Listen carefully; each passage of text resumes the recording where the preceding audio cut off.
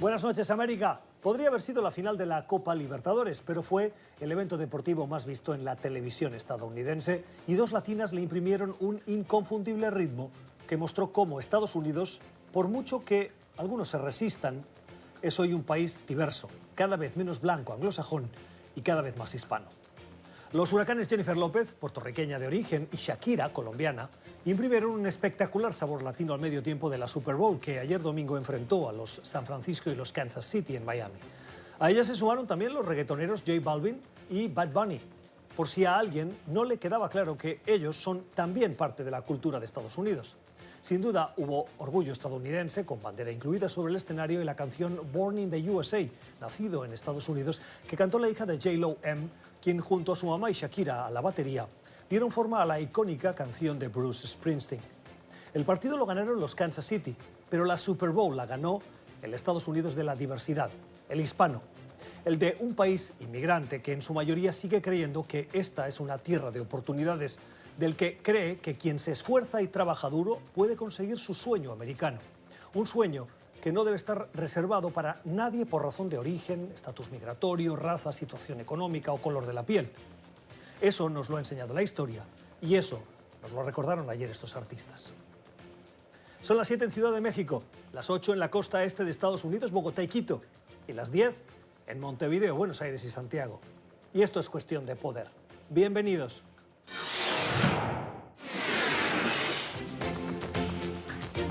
Hoy en el programa, Bernie Sanders lidera las encuestas ante las primarias demócratas de Iowa. Le contamos desde el lugar de la noticia por qué son importantes. ¿Cuáles son los efectos del coronavirus para la economía internacional? El 2020 para América Latina, ¿qué le espera a la región? Victory is winning for our country. Hoy comienza un cambio de régimen político. Desde nuestros estudios en Washington, la opinión, el análisis y las voces que nos ayudan a comprender nuestro mundo. Es cuestión de querer, es cuestión de poder. Comenzamos y lo hacemos con algunas noticias de la actualidad que nos han llamado la atención, a las que les queremos poner notas al pie o la voz de los expertos. Y es que entre en Estados Unidos el ruido que está generando el juicio político, que ya está de salida en los últimos estadios, y también el inicio de la carrera de primarias, hoy con los caucus de Iowa, parece que la noticia de la ampliación de la lista de países que a partir de ahora estarán sujetos a ese veto migratorio ha pasado un tanto desapercibida. Miren este gráfico de Statista que recoge en color los países que en el 2017 se incluyeron en esa lista y los que se acaban de incluir. Son 6 más: Nigeria, Myanmar, Kirguistán, Eritrea, Tanzania y Sudán. A partir de ahora los ciudadanos de estos países van a tener más problemas para viajar a Estados Unidos y solicitar visas para poder estar en la Unión Americana.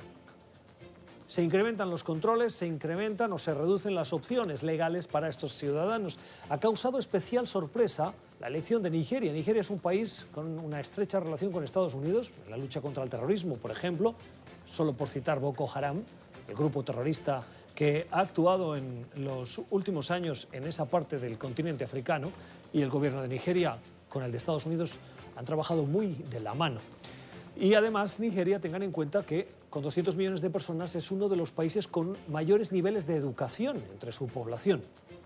Pero de nada sirve, también están incluidos en esa lista.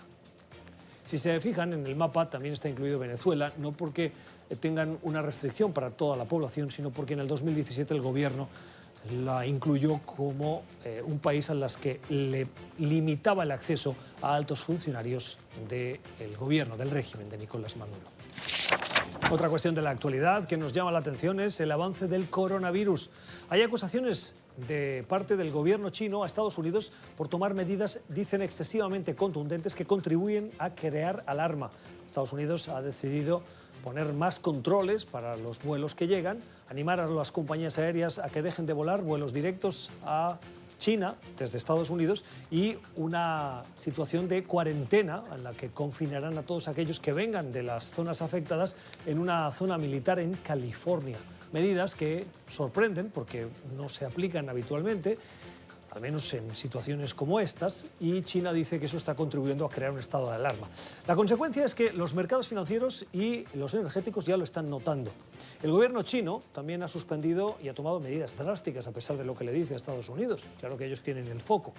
Y pues ha visto cómo productos chinos no pueden viajar con tanta facilidad al resto del mundo, particularmente a Estados Unidos. Las líneas aéreas también han restringido sus vuelos y los chinos, que son un grupo de turistas que acostumbran a tener un alto poder de gasto cuando viajan, no lo están haciendo tanto y eso afecta al turismo, que es una gran industria global. Y eso crea una cierta tensión, una cierta inquietud en la economía internacional. Saludamos a Claudio Loser. Claudio es economista y es presidente de Centennial Latin America. Claudio, gracias por estar con nosotros, bienvenido. ¿Cuánto más se puede resentir la economía internacional por las medidas que se están adoptando? Bueno, primeramente lo que se nota ahora es la reacción de los mercados pensando lo que puede pasar. Y por otra parte ya hay ciertas dificultades en la China misma que tienen impacto directo sobre la economía de la China y del resto del mundo. En términos de este impacto es que la gente en China no puede viajar, no puede ir a la China, la gente va a comprar menos, eso tiene un impacto directo sobre las importaciones de China y por otra parte con todas las amenazas existentes, tampoco la gente puede ir al trabajo y tampoco puede producir de la misma manera que lo hacía anteriormente. ¿Qué nos dicen crisis de salud previas similares que se puedan comparar a esta como la del SARS en el 2002 o 2003? Bueno, el tema es el siguiente, no se sabe exactamente desde el punto de vista médico la gravedad del asunto, entonces eso es lo que preocupa mucho. Estaba leyendo ciertas noticias, por ejemplo, en los Estados Unidos han habido 40 millones de casos de influenza, y que pueden ser por lo menos tan graves como los de estos, pero se sabe cómo manejar. Y en este caso lo que se sabe es que a partir de la primera transmisión, la transmisión entre humanos es muy rápida y eso por supuesto es lo que hace que la gente se ponga muy nerviosa porque esto ha ido transmitiéndose muy rápidamente, en forma muy fácil, y eso en un país aunque de gran extensión, pero de 1.400 millones de habitantes y con gente que viaja desde China hasta China, esto se está transmitiendo muy rápidamente y la gente tiene, por supuesto, mucho miedo de cuál es el impacto de salud y por eso el impacto sobre la economía. Lo más parecido, y ninguno de nosotros lo recuerda, es la influenza española hace 102 años, que tuvo un impacto terrible en el mundo y que también se fue extendiendo rápidamente. Así que ese es el miedo que existe hoy en día. ¿Puede el coronavirus y las consecuencias que ya está teniendo ser la última gota que le da la razón a aquellos que ya apuntaban que el 2020 puede ser un año de recesión?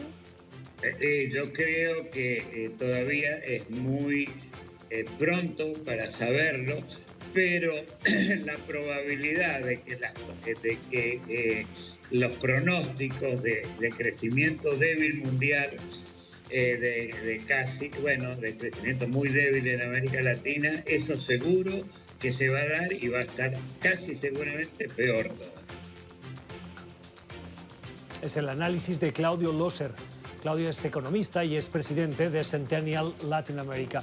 Claudio, gracias. Feliz noche. Muchísimas gracias a ustedes y muy buenas noches a todos. Avanzamos y lo hacemos con nuestra lectura recomendada. Un artículo que hoy hemos encontrado en las páginas del Washington Post. y que además está, para quienes nos están viendo y quieran leerlo, también en español. El artículo viene firmado por Edward Snowden. Edward Snowden es ese activista excontratista del gobierno de Estados Unidos que filtró documentos que comprometían el comportamiento del Departamento de Defensa y que es acusado de revelar secretos oficiales por parte de Estados Unidos y está refugiado en Rusia. Bueno, el artículo lleva por título Edward Snowden, Trump ha creado un manual mundial para atacar a quienes revelen verdades incómodas y hace un paralelismo con lo sucedido en Brasil recientemente. El 21 de enero, los fiscales brasileños presentaron cargos penales contra el periodista Glenn Greenwald, que es un ganador de premio Pulitzer y es autor de una de las páginas web que ha contribuido a revelar secretos oficiales que salpican de corrupción al gobierno de Brasil, la página Intercept Brasil. Bueno, el método utilizado en contra de Greenwald es similar a la teoría legal utilizada por el gobierno de Estados Unidos, dice Snowden, contra quien también fue un activista que creó Wikileaks, Julian Assange, y que le ha caído sobre él la persecución, las acusaciones del gobierno de Estados Unidos que se ampara en lo que se conoce como la ley de espionaje. Y esto, según Snowden, está contribuyendo a mermar la libertad de prensa en el mundo. Los cargos contra cada uno de estos hombres han sido ampliamente reconocidos por lo que son: esfuerzos para disuadir las investigaciones más agresivas por parte de los periodistas más intrépidos y para abrir la puerta a un precedente. En las horas posteriores a la publicación de los cargos, decenas de grupos de libertades civiles y editoriales aparecieron para denunciarlos y condenar el efecto escalofriante que producen intencionalmente. El periodismo más esencial de todas las épocas es precisamente el que un gobierno intenta silenciar. Estos procesamientos demuestran que están listos para detener a la prensa si es que pueden. Las palabras de Edward Snowden en el Washington Post y cómo la ley y la persecución de gobiernos como el de Trump o el de Bolsonaro a activistas está contribuyendo a mermar la libertad de expresión en el mundo. Y terminamos con nuestra noticia en positivo, una noticia que nos lleva a la organización 4Ocean, o para los océanos. El para en inglés lo ponen con un 4. Seguro que han visto ustedes esos anuncios en redes sociales en los que le invitan a comprar una pulsera de color azul hecha de plástico y contribuir con $20 a la causa de esta organización. Es una organización que, con una pequeña flota de barcos y un grupo de voluntarios, se dedican a recoger el plástico de las playas y las costas en las que están trabajando para eliminar el plástico de nuestros océanos. Bueno, han anunciado, y esa es la buena noticia, que van a extender sus actividades a Centroamérica, particularmente a Guatemala. Los fundadores de 4Ocean, Andrew Cooper y Alex Schultz, fueron incluidos entre los 30 emprendedores menores de 30 años de la revista Forbes el año pasado. Y ahora con sus actividades buscan expandirse más allá de Estados Unidos.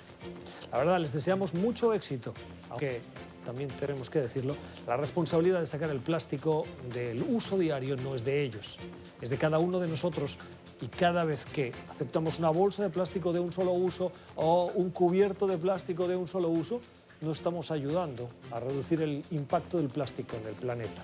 Pongámonos nosotros primero manos a la obra y luego les damos los $20 de la pulsera a los de 4Ocean. Ya regresamos. Tiempo para el análisis en Cuestión de Poder, para fijarnos en la política latinoamericana.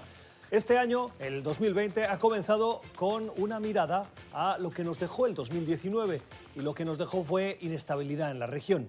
Si bien es cierto que el 2019 cerraba un superciclo electoral, este año 2020 no tiene muchas elecciones y los ciudadanos no se van a poder expresar mayoritariamente en las urnas si sienten esa desafección, ese rechazo por sus gobiernos. Solo 2 elecciones presidenciales están previstas, las de Bolivia y las de República Dominicana.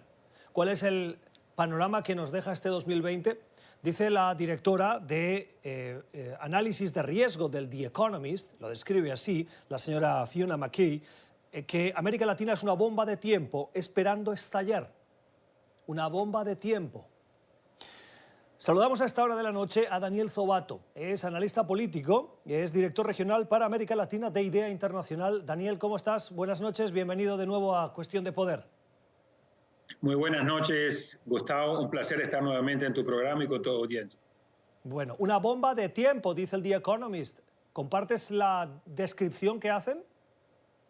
Parcialmente sí. Yo acabo de escribir un libro y además un trabajo donde llamo tiempos nublados en América Latina. Le he robado la expresión de tiempos nublados a Octavio Paz, porque sí creo de que cerramos en diciembre una década decepcionante en términos económicos en América Latina, con mucho malestar social, con muchos estallidos como vimos en el último periodo, con un enojo con la política y con las élites y con crisis de gobernabilidad, y creo que entramos a este 2020 con condiciones que si los gobiernos no dan respuestas oportunas y eficaces a estas demandas ciudadanas, creo que podemos estar en este escenario que tú bien señalas que es una bomba de tiempo.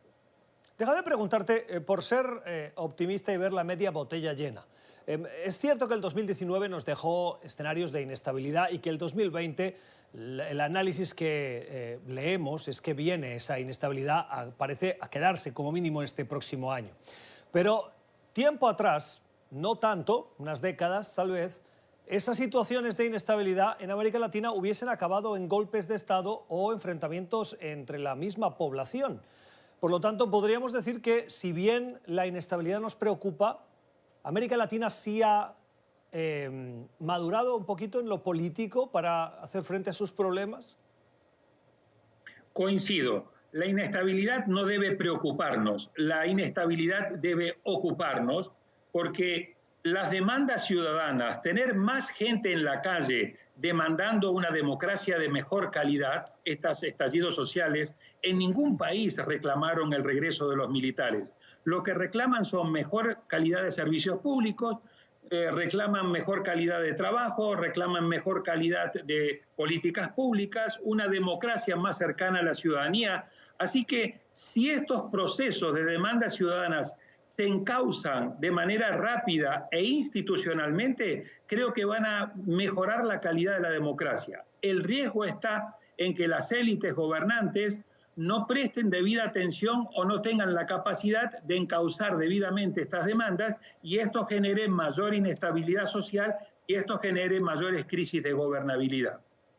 Tú hablabas del rechazo de los latinoamericanos, en grosso modo, a dos grupos de población, las élites y tal vez uno muy específico, la clase política. ¿Es posible solucionar estos problemas sin tener en cuenta las élites y la clase política? Bueno, lo que estamos viendo en todos los indicadores de cultura política de las dos principales encuestas regionales, la de Latinobarómetro y de la POP, es que hay un enojo con la política, hay una crisis de representación política. Fíjate que de las dos instituciones con menor credibilidad son precisamente los parlamentos, promedio 21% de apoyo regional, los partidos políticos con un bajísimo nivel de promedio regional de apoyo de tan solo el 13%. Te doy un caso, el de Chile.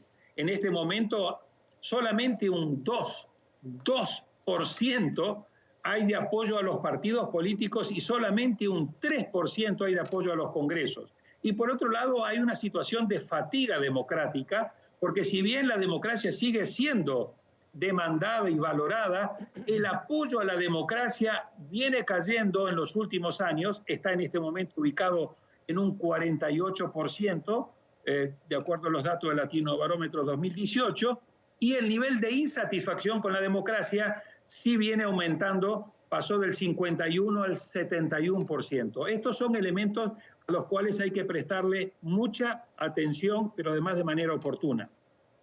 Hay una circunstancia que he visto en las protestas, no de manera tal vez mayoritaria, pero sí lo he visto como elemento que se ha repetido en Chile, en Colombia, en Ecuador, y es que la protesta en la calle ya no busca la solución, sino derrocar a quien está en el gobierno, en el poder. Y teniendo eso junto a esa poca credibilidad que generan los partidos políticos, me pregunto si los ciudadanos que exigen eso son conscientes de las consecuencias que tiene no tener en cuenta a la clase política. Quiero decir, estamos frente a la antesala de la llegada de populismos, como hemos visto en otras partes del mundo, que dicen y se presentan como salvadores del sistema cuando lo que hacen es llegar al poder para erosionarlo desde dentro? Es una muy importante reflexión la que acaba de hacer Gustavo, porque precisamente ese es el peligro. Este año va a ser un año de transición en términos electorales, con las dos elecciones que tú mencionabas, la de Bolivia el 3 de mayo y la de República Dominicana el 16 de mayo, en términos presidenciales. Si nosotros en la región, si los gobiernos, que en muchos casos, en la gran mayoría, tienen niveles de popularidad bajísimos, por debajo del 30 o del 40%, con muy pocas excepciones. En esas excepciones te pongo a Andrés Manuel López Obrador en México, por encima del 60%, a Bukele por encima del 80% en El Salvador, a Vizcarra por encima del 50% en Perú y no mucho más. Si estos presidentes, que a su vez en su gran mayoría no tienen un apoyo parlamentario firme porque están en gobiernos de minoría, con estas demandas ciudadanas y con este nivel de deslegitimación, creo que esto puede ser la antesala de la llegada de una peligrosa escalada populista y a su vez de un populismo que podría llegar a ser autoritario, diciendo: dejemos de lado todos los mecanismos de la democracia representativa que no sirven para nada, demen todo el poder, lo que Guillermo O'Donnell, un cientista político argentino, escribió hace mucho tiempo, que se llamó democracias delegativas, deleguen en mí el poder y yo le voy a solucionar los problemas. Ese es el peligro en el cual la región está aproximándose de manera rápida y por eso urgen a los problemas de la democracia darle soluciones democráticas. Hablemos de las elecciones más inmediatas, presidenciales. Decíamos ahora que hay dos este año. La primera, tal vez la más relevante, la que tiene más ojos puestos, es la de Bolivia. El 3 de mayo los ciudadanos volverán a las urnas después del fiasco de las últimas elecciones en las que acabaron en esa crisis política e institucional y la salida de Evo Morales. El país y la comunidad internacional confió en su momento en Jeanine Áñez como presidenta interina para hacer ese camino de transición. Pero hemos visto en las últimas horas cómo le han caído críticas precisamente por romper un elemento que se daba por asumido, y es que ella haría de árbitro y no buscaría postularse. Y ha dicho que no, que va a buscar y va a querer continuar siendo presidenta. ¿Qué efectos puede tener eso en la estabilidad política de Bolivia después de las elecciones? Gustavo, la elección del 3 de mayo y la transición boliviana ya de por sí era demasiado compleja para esta decisión, en mi opinión, desafortunada de la presidenta interina Áñez. Creo que no le agrega seguridad ni tranquilidad al proceso, creo que lo compromete porque, de nuevo, un presidente en ejercicio busca continuar en el poder, cosa que bajo ningún punto de vista estaba en los planes originarios de los objetivos centrales que debía tener este gobierno de transición. Segundo problema que vemos es una brutal fragmentación de todo el sector opositor al MAS. En este momento hay mínimo 6 candidaturas, la del expresidente Mesa, que compitió en la elección anterior, la del expresidente Tuto Quiroga, la de los cívicos Camacho y Pumari, la de la propia presidenta interina Áñez, etcétera. Es decir, arriesgan de nuevo entrar, debido a este excesivo grado de fragmentación, a una situación donde, por un lado, puede el MAS, que va con una candidatura única liderada por el expresidente de Economía Luis Arce y el ex canciller Choquehuanca, a perder la elección o bien a integrar un parlamento muy fragmentado que luego va a generar crisis de gobernabilidad como las que Bolivia supo tener antes de la llegada al gobierno de Evo. De hecho, en la reunión que hubo el fin de semana pasado, trataron de ver si podían ir a una candidatura única, eso fracasó. Dijeron que se van a volver a reunir el 3 de abril para ver si en esa oportunidad, un mes antes, podrían presentar una candidatura única, y a lo único que se comprometieron es hacer una campaña de altura y que los sectores que lleguen al Congreso busquen hacer un pacto que le dé gobernabilidad. Pero muy complejo y muy desafortunada la decisión de la presidenta interina Áñez, en mi opinión. Vamos a hablar enseguida de Venezuela y de Nicaragua, pero quiero preguntarte por la otra elección. No sé si quieres hacer alguna reflexión o comentario sobre esas presidenciales de República Dominicana, de manera breve. Otra elección muy complicada porque el PLD, que ha estado 4 gobiernos seguidos, 2 con el expresidente Leonel Fernández, 2 con el actual presidente Danilo Medina, va a estas elecciones dividido por la pelea que hubo entre el presidente Medina y el expresidente Fernández. El expresidente Fernández abandonó el PLD, creó un nuevo partido que se llama La Fuerza del Pueblo, y esta división del PLD creo que refuerza las posibilidades de que la oposición sea la que gane, oposición liderada por Luis Abinader del PRM. Bueno, te pregunto entonces por Venezuela. Los últimos acontecimientos en el país, vimos esa crisis al frente de la Asamblea Nacional y la sorpresiva salida, como los 2 elementos así más relevantes que me parece que vale la pena que pongamos a consideración, de Juan Guaidó, burlando al régimen y haciendo una gira exitosísima, en nuestra opinión, desde el punto de vista internacional. Dice Juan Guaidó que quiere volver a Venezuela. ¿Qué viene a partir de ahora si llega y consigue entrar con la naturalidad y la facilidad con la que lo hizo la última vez que hizo lo mismo? Salió prohibiendo la prohibición saltándose esa prohibición y volviendo a entrar a actuar como líder de la oposición. Lo de Venezuela hay que verlo como yo diría un torneo de boxeo donde se van dando golpes y recibiendo golpes.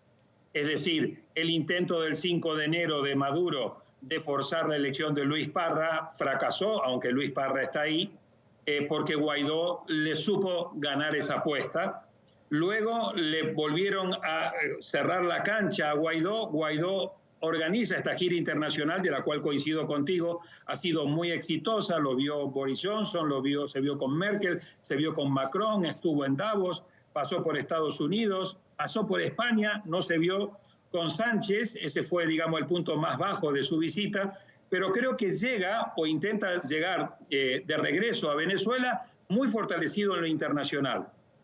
Gustavo, convengamos, Maduro no se va a ir únicamente por la presión internacional. Es condición necesaria, pero no es suficiente. Vamos a ver qué puede hacer ahora Guaidó desde dentro de Venezuela, seguir unificando a la oposición, volver a la calle y presionar desde lo internacional, pero también fuertemente desde lo interno al régimen de Maduro. Yo creo que este año vamos a tener novedades en Venezuela. Bueno, los seguiremos. Termino ya preguntándote por Nicaragua. Tú has hecho un artículo en el que pones a Nicaragua y Venezuela en el mismo saco por esa crisis de inestabilidad, pero en los últimos meses hemos visto que Nicaragua parece que está saliendo, al menos en lo económico, de una situación catastrófica a una situación mala, que no sigue siendo la ideal, pero que es mejor que la anterior. ¿Qué viene en este país centroamericano? Nicaragua tiene una situación económica complicada, pero no tan grave como la de Venezuela. Tiene una situación, yo diría, de crisis seria, pero no tan grave como la de Venezuela, pero sí tiene un autoritarismo tan perverso como el de Venezuela. De hecho, los más de 350 muertos que ha habido en los últimos 2 años testimonian de la tragedia que vive el pueblo de Nicaragua. Es un régimen autoritario, el de Daniel Ortega, y ahí de nuevo hay una responsabilidad muy grande de la oposición. Si la oposición, que debe aprender de lo de Venezuela, no va a unir el peligro que en el 2021 Daniel Ortega pueda volverle a ganar la elección, sea él directamente o a través de su esposa o a través de alguien del régimen. Así que no tan grave como lo de Venezuela, pero una situación de tragedia, un sistema autoritario del cual hay que también ayudarle a buscar una salida democrática vía elecciones libres y justas, ojalá lo más rápido posible. Y claramente Nicaragua, junto con Cuba y junto con Venezuela, son los 3 gobiernos autoritarios que tiene la región para todos los índices. El índice de IDEA, el índice del Economist y el último índice del último informe elaborado por la Universidad de Cambridge. Es el análisis de Daniel Zobato, es director para América Latina de IDEA Internacional. Daniel, como siempre, un gusto tenerte. Gracias. Que tengas una feliz noche.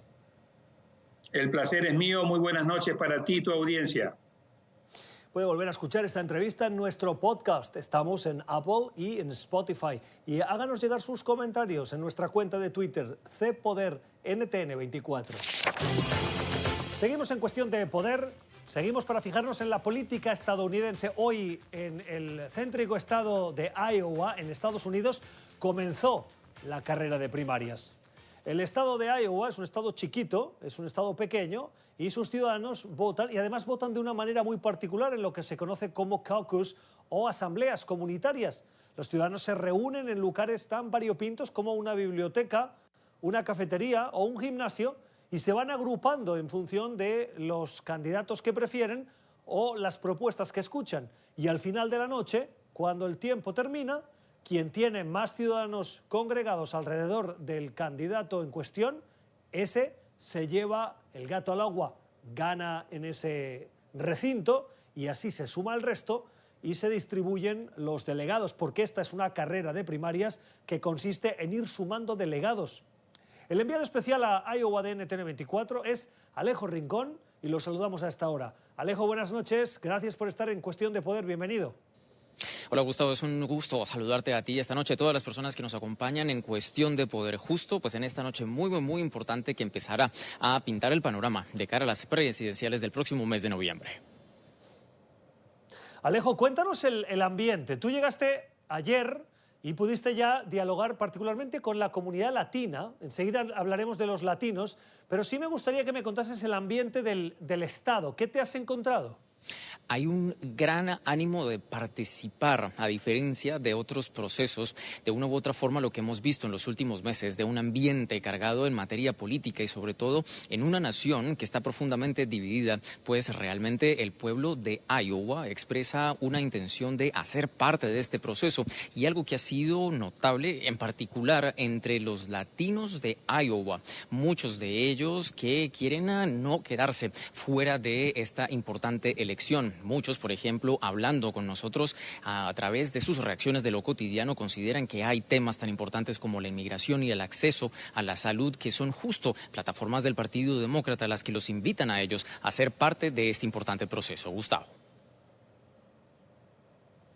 Alejo, más allá de lo que opinen los latinos, que como te decía me gustaría entrar ahora en ese detalle, los ciudadanos con los que has hablado, ¿qué candidatos respiran? ¿Quién está ofreciendo hoy más opciones entre esos candidatos? ¿A quién convencen más? Gustavo, esto te lo respondo con una frase que además a mí personalmente, de haber seguido esta historia, me ha sorprendido un montón. Tío Bernie.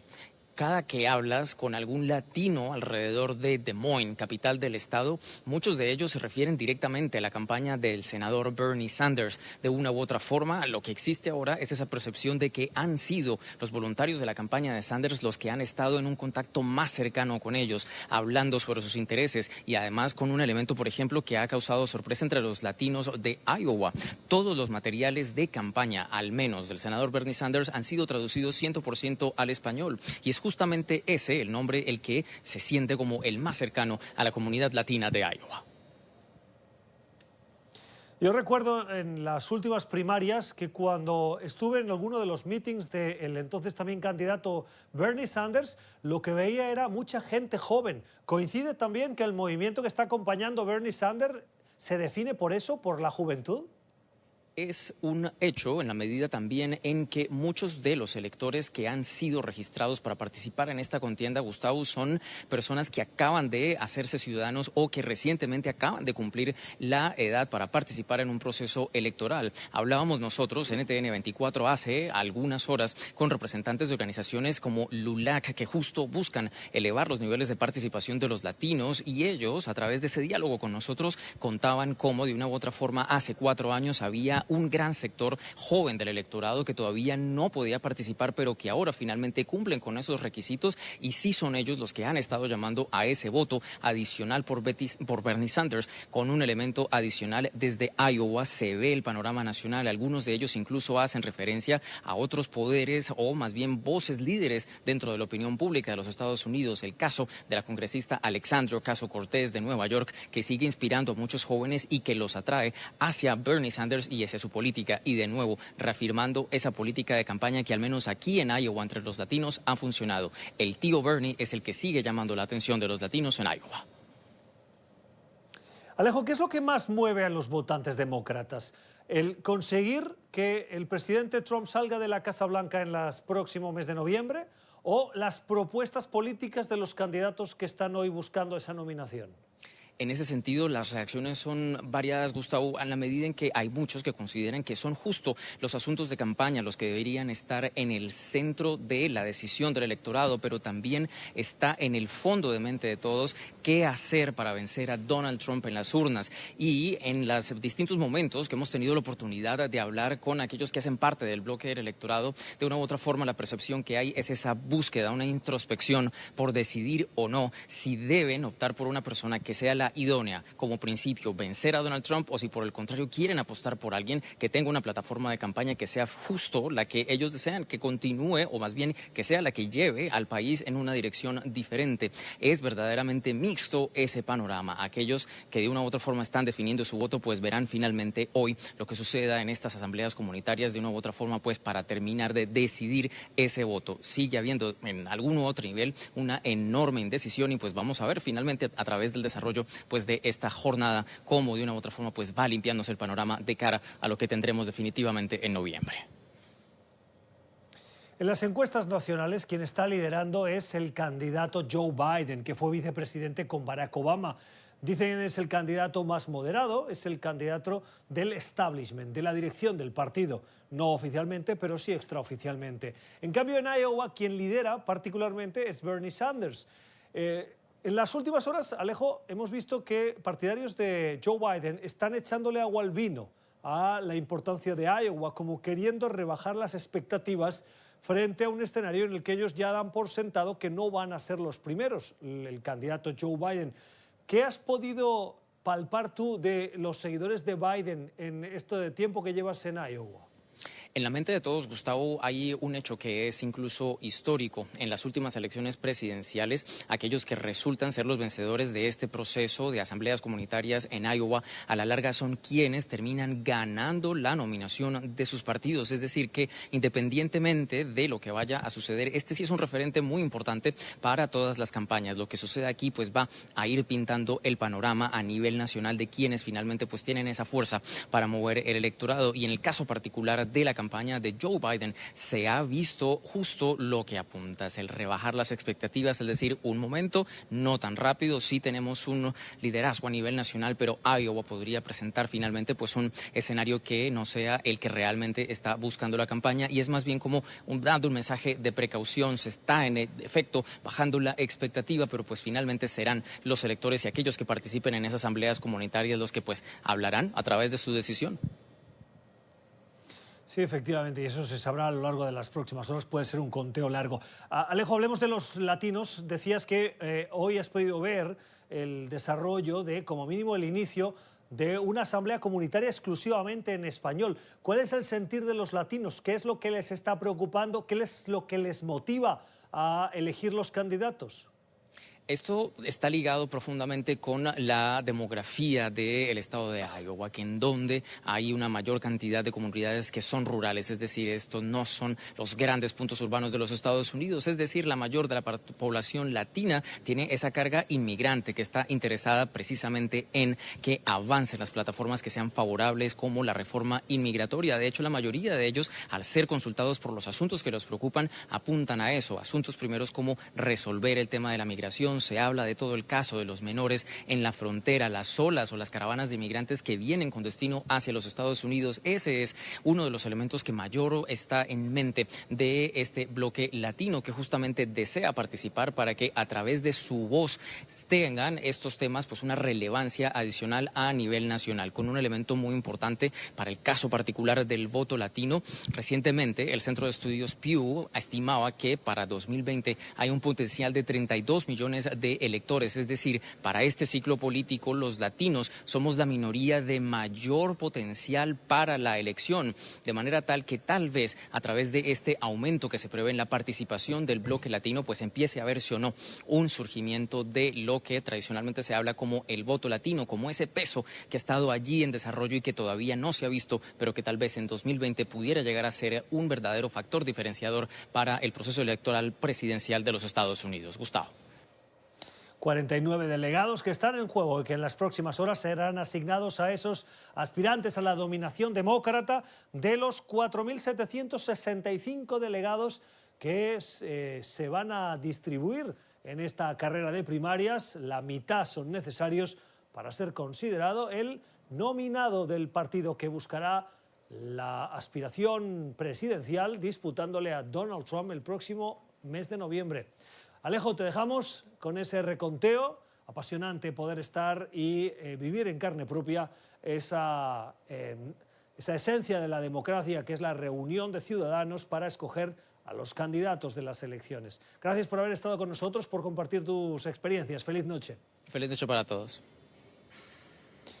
Esto es Cuestión de Poder. Puede volver a escuchar esta entrevista en nuestro podcast. Estamos en Apple y en Spotify, y hacernos llegar sus comentarios a la cuenta de Twitter CPoderNTN24.